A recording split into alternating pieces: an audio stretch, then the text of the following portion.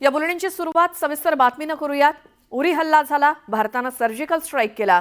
पुलवामा हल्ला झाला, भारतानं एअर स्ट्राईक केला। आता पहलगाम हल्ल्यानंतर भारतानं दहशतवाद्यांच्या घरात घुसून ऑपरेशन सिंदूर फत्ते केलं। ही फक्त कारवाई नाही, हा आहे विश्वास, कारण मोदी है तो मुमकिन है।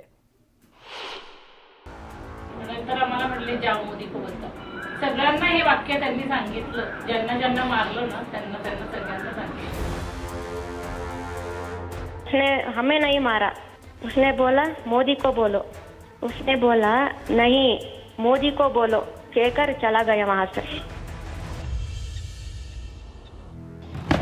22 एप्रिलला झालेल्या पहलगाम दहशतवादी हल्ल्यात 26 जणांचा मृत्यू झाला। कुटुंबासमोर अतिशय निर्दयीपणे डोक्यात गोळ्या झाडत त्यांना मारण्यात आलं। घरचा करता पुरुष असा धारातीर्थी पडलेला असताना कुटुंबातील महिलांना दहशतवाद्याने दिलेला हा संदेश। नंतर आम्हाला म्हटले जाओ मोदी को बोलता। सगळ्यांना हे वाक्य त्यांनी सांगितलं, ज्यांना ज्यांना मारलं ना त्यांना सगळ्यांना सांगितलं। पहलगामच्या दहशतवादी हल्ल्यात आपलं सर्वस्व गमावलेल्या महिलांनी दहशतवाद्यांचा हा संदेश मोदींपर्यंत पोहोचवला आणि त्याचं जोरदार उत्तर मिळालं। तसा इशारा मोदींनी दिला होता। और इस हमले की साजिश रचने वालों को उनकी कल्पना से भी बड़ी सजा मिलेगी। पहलगाम हल्ल्याच्या 15 दिवसानंतर मोदींनी ऑपरेशन सिंदूर राबवत दहशतवाद्यांना सडेतोड उत्तर दिलं।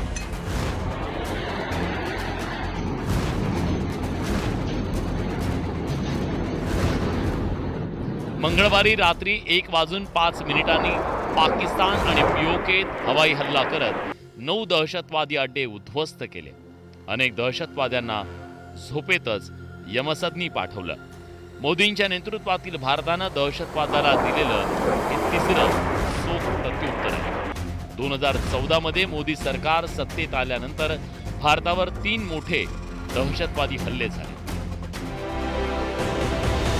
18 सप्टेंबर 2016 उरी हल्ला।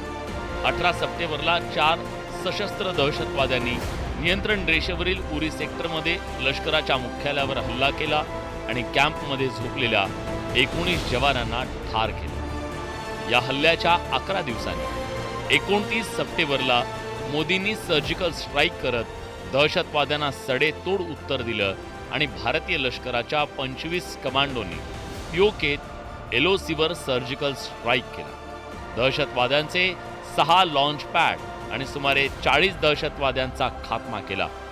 त्यानंतर 2019 मध्ये 14 फेब्रुवारीला जम्मू काश्मीर राष्ट्रीय महामार्गावर सीआरपीएफ जवानांच्या ताफ्यावर आत्मघाती हल्ला करण्यात आला। या 40 जवान शहीद झाले। या हल्ल्याच्या 12 दिवसानंतर मोदींनी पुन्हा एकदा पाकिस्तानवर सर्जिकल स्ट्राईक केला।